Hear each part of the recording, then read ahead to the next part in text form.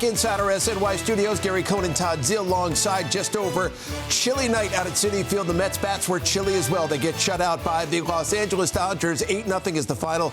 LA now leads this best-of-7 series 2-1. It makes tomorrow night's game almost a must-win for the Mets. They cannot go down 3-1 in this series. So early on in this game, the Mets had some defensive issues in that second inning, and it did come back to bite them, Gary. Well, there was a lot that happened later, but the second inning was the ball game. Luis Severino had a terrific first inning, and then he issues a walk leading off in the second inning, and that's when the trouble began with Muncy aboard. Teoscar Hernandez hits this little dribbler. Easy play at first for Alvarez. He tries to go to second. Not sure he would have gotten the out anyway, but it was the wrong decision. Then the comebacker, Sevy, usually a great fielder, should have had a double play. Instead got only one out, and then another ball off his glove that goes for an infield hit. That brings in a run, and the inning could have been a whole lot worse because Tyrone Taylor made a fantastic play on Tommy Edmonds' fly ball to right center. It went for a sac fly. 2 runs in, and all of a sudden, the Mets are behind the 8 ball. Yeah, and I think you look at that first play by Alvarez, that's just a guy being a little over-aggressive. He's a young player.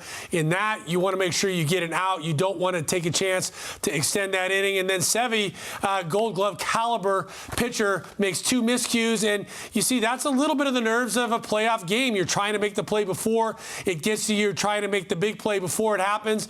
And they got themselves behind the 8 ball. And as you said, Gare, that play by Tyrone really saved that inning from really getting out of hand.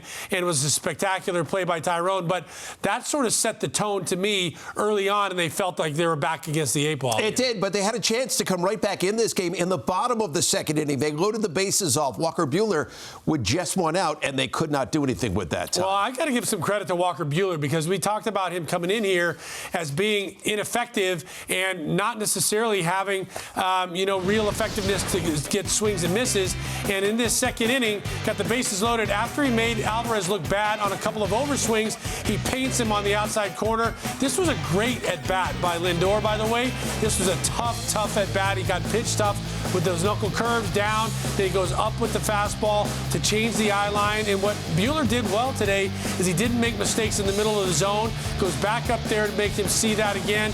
He gets him with the 3-2 curveball right here, and that was a nasty knuckle curve. And that was the moment where I think we talked about on the other side, on the defensive side for the Mets, letting a couple of runs score when they could have gotten out of that inning, and then having an opportunity to punch right back like they've done all season and not getting that punch in, I thought deflated them a little bit, and then it also gave confidence to Walker Buehler, who used that knuckle curve really effectively tonight. You know, we talked going into the game about how this wasn't vintage Buehler, that he was not the same swing and miss guy that he was earlier in his career coming off his second Tommy John surgery.